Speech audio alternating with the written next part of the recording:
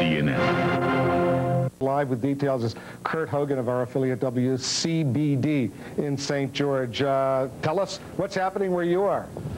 Well, Wolf, I'll tell you what, it's freezing down here. When I moved to South Carolina, I thought I was moving to the deep south. I feel like I've moved to the Arctic.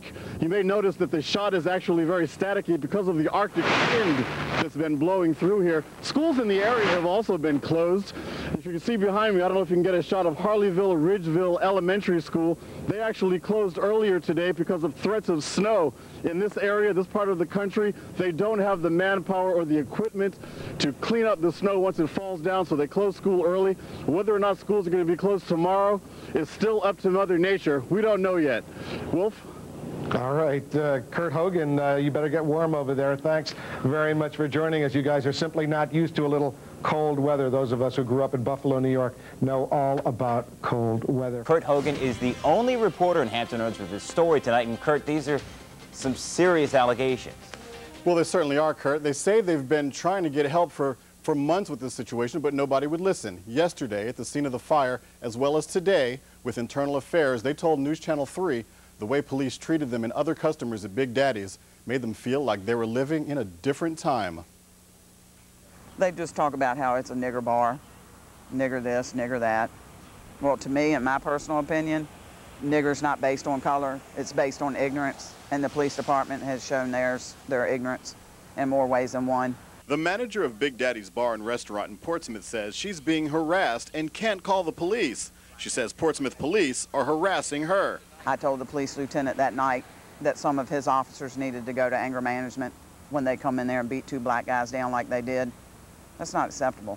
Perez says police have been hassling them for months. They've been wanting to shut us down. They've been wanting to shut the place down because of basically the color of the people that come in there now, the crowd that we have in here. Because this used to be a redneck bar, and it's not like that anymore at nighttime. And that they really have a big issue with that, a really big issue. New owner Linda Whalen says the actions of police not only hurt her business, but hurt her as well. It make me feel like I'm a criminal. It make me feel sad, make me feel cry because it's a free country. You know, and then I come from Vietnam, I'm from Vietnamese refugee. And I come here trying to build business and they call me a good. Ask people around here, I always do a lot of charity work and I don't know why they don't like me. I just don't know why. She says she ran a decent establishment, but police never let up. I asked them what I do wrong. They say, too many cockroach here. I mean, too many black people in here. I said, I cannot do nothing about that. They do nothing wrong. They don't fight. Big Daddy has had its share of trouble. Police say they've responded to more than 20 calls at the bar in the past year. And during a raid last week, 5 of the 8 employees were handcuffed and charged with obstructing justice. Even the cook. Yeah, he asked me to bring my out of the kitchen, to tell you the truth. The owner says busboy Brian Jones was badly beaten during a recent arrest, and the bouncer, Kenny Owens, charged with murder. Now, one day after a fire damaged part of the place, the employees made their first appearance in court.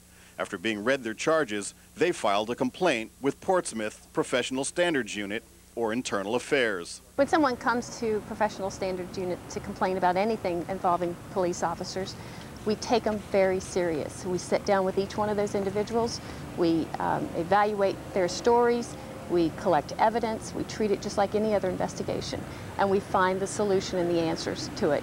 And if there is some wrongful act on the part of the police department, then we take care of that and we deal with it. The cook hopes that people will finally hear their side of the story.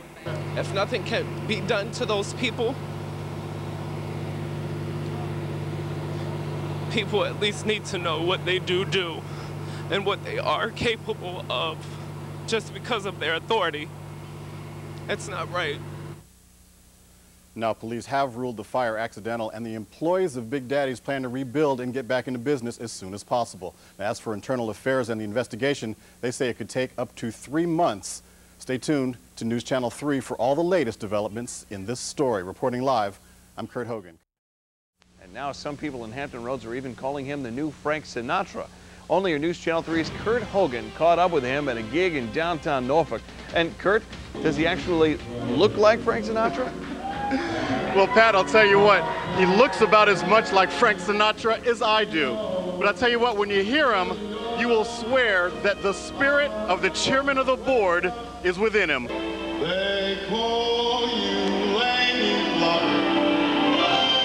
You'd never know that Reginald Blackwell's day job is at the Ford plant, but after 20 years of painting trucks, he's now only interested in the color of music. I used to sing on the line at the Ford plant a lot. A lot of my employees would tell me, say, Reggie, shut up. But no one's laughing now. In fact, here at La Galleria in Norfolk, Reggie's a regular, but it wasn't easy getting in the door. The owner didn't take him seriously. He kept calling me, and I kept putting him off and putting him off. And one night he came in on his own when we had another performer here, and he asked if he could sing during the performer's break. For nothing, just because he wanted to show off what he could do. And I kept getting phone calls about how phenomenal he was. For an Italian restaurant, it was a match made in heaven. People said he sounds just like Frank Sinatra. The fact that he doesn't look like him doesn't bother anyone. Old Blue Eyes was a white and short, and Reginald is a black man and big. I would say they don't look too much alike. Singing full-time has always just been an out-of-reach dream until recently. With the announcement of the closing of the Ford plant next year, his 3 kids are now grown, and his wife recently died of breast cancer. He's decided, at age 49, the time has finally come to go for it. Let's keep this party polite. Bartenders here couldn't be happier about the timing. The holidays are among us, and he's here, and he's making people happy, and so they're tipping us well, and that's making us happy. Sounding like Sinatra's been a unique plus, but he says his musical influences have been Billy Eckstine, Tony Bennett, Nat King Cole, even Barbra Streisand, and of course Sinatra. But he insists it's not intentional or an impersonation. I hear me. I hear myself singing. I hear my own voice, but our style is so similar, you know, and when I sing his songs, it's just like me putting on a custom suit that's already made and fit for me.